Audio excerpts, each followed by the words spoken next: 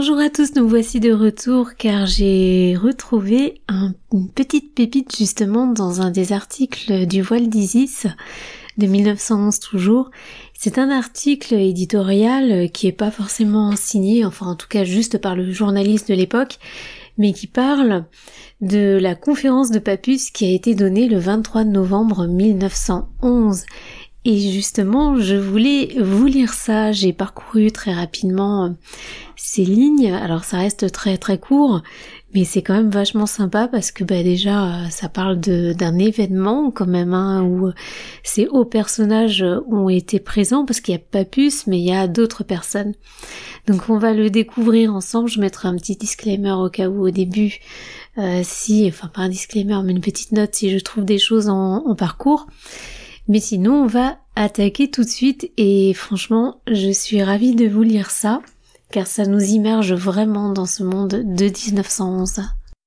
Et tout d'abord, avant la lecture, toujours, je vous remercie pour vos soutiens, merci aussi pour vos agréables commentaires, les derniers que j'ai reçus aussi. Ça me fait toujours chaud au cœur et oui, merci de m'encourager pour les lectures en voix humaine. C'est vraiment sympathique et on va vraiment continuer, j'essaierai vraiment de reprendre les lectures de la chaîne des bouquins, sauf certains comme je vous avais expliqué, et d'essayer aussi de vous rajouter un petit contenu différent, surtout pour des personnes, je sais, qui me suivent depuis le tout début et qui ont déjà écouté une grosse partie des livres synthétiques. Je vais aussi vous republier des livres hermétiques, donc comme je vous disais, là je mettrai pas trop de commentaires, mais en tout cas, ça peut permettre à certains d'avoir le loisir d'écouter ce genre de choses, surtout s'ils sont déjà dans cette pratique. J'ai toujours mon chat dans ma gorge et le chat pas loin, mais on va essayer. Tout va bien. Allez, c'est parti. Alors, le titre c'est Conférence spiritualiste. Je rappelle qu'on parle de 1911. Beaucoup de monde à la conférence de Papus donnée le 23 novembre en la grande salle des sociétés savantes. Vous vous souvenez, lecture commentée, lecture juste coupée rapidement et un petit peu traitée sur la suite, pas de montage particulier après, sauf si je m'aperçois de certaines choses. Et aussi, je m'échauffe un petit peu au début comme vous savez, et après normalement, d'ici quelques minutes, ça ira mieux. Donc on continue.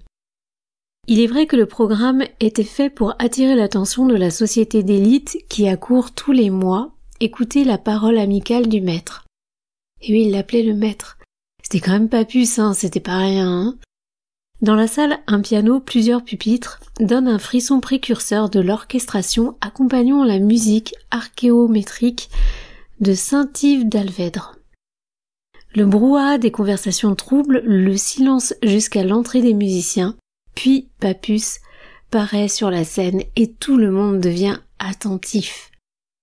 Et vous voyez les amis, c'est comme si on y était. Et oui, imaginez-vous, vous êtes dans la salle, avec les costumes d'époque et tout, toute la beauté qu'il pouvait y avoir à l'époque en termes de construction, en termes de matériaux, en termes de design. Franchement, j'aurais rêvé faire un petit saut dans le temps juste pour admirer ça. Il explique en quelques mots les 3 modes de la musique archéométrique. Ré pour Mars, Mi pour le Soleil, Fa pour Vénus. À la suite de l'annonce de chaque mode, pianiste, violoniste ou violoncelliste joue musique d'un charme étrange qui va à l'âme. Une projection représentant l'archéomètre termine cette première partie, prologue de la séance. Puis commence la conférence proprement dite. Les Atlantes arrivèrent en Égypte 5000 ans avant Jésus-Christ. Ces forgerons d'Osiris avaient la peau rouge, couleur qu'on retrouve dans leurs monuments et qui était leur représentation cosmogonite. Je fais juste un petit point, je sais pas si vous êtes au courant, mais j'ai entendu parler, si quelqu'un a plus de données là-dessus, qu'a priori il y aurait eu mais je crois que j'en ai déjà parlé sur une vidéo, il y aurait eu des cercueils qui auraient été retrouvés donc sur des sites donc égyptiens. Mais alors c'est peut-être un fake, attention, mais si quelqu'un sait quelque chose là-dessus, et qu'il y aurait justement dans ces cercueils on va dire des Ils auraient fait des prélèvements et qu'a priori ça aurait été des humains blancs, donc de couleur, enfin caucasiens, avec des yeux bleus. Ce qui est assez étonnant pour le secteur. Si quelqu'un a des infos là-dessus, ça peut être sympa de le mettre justement dans les commentaires.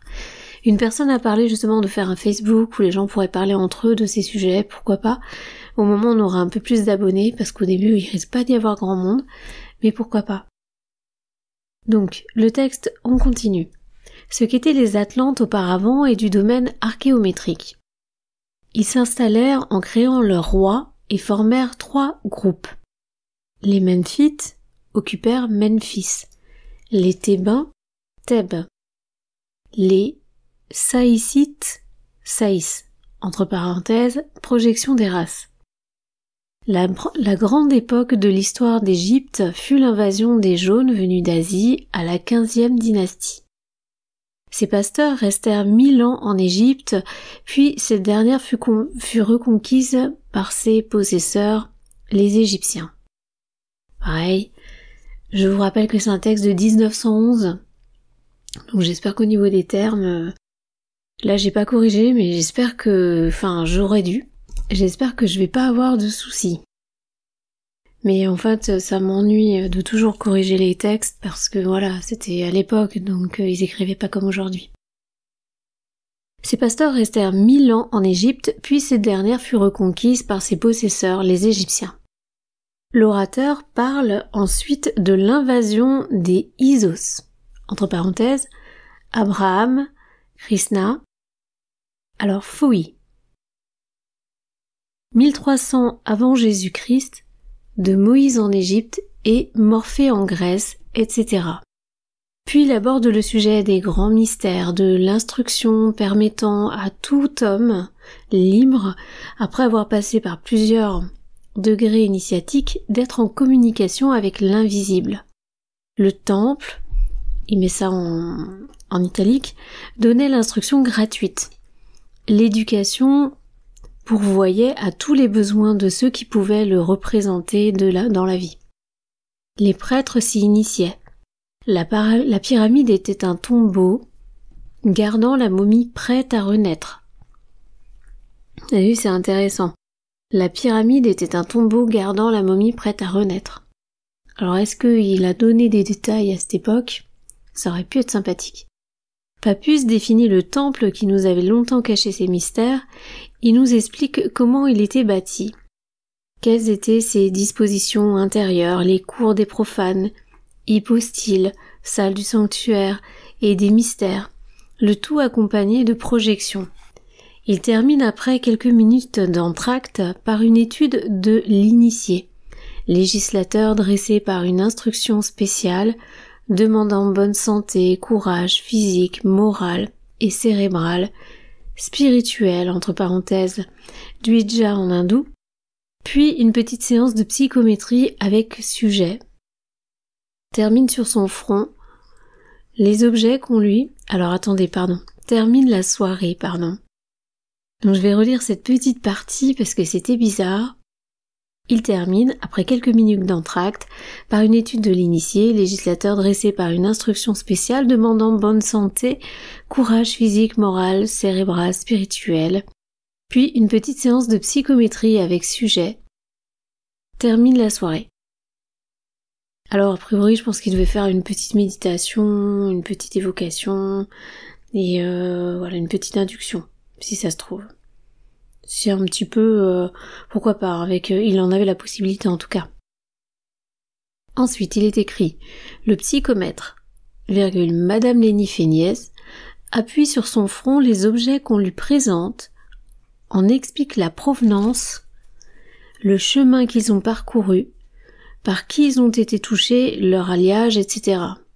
sans qu'il puisse y avoir la moindre supercherie dans ces expériences fortuites. Charmante soirée, unissant l'utile et l'agréable, et dont on ne saurait méconnaître le côté psychique et psychologique tout à la fois. C'est signé Trebléda, c'était le journaliste qui a écrit cet article. En tout cas, ça devait être bien sympathique.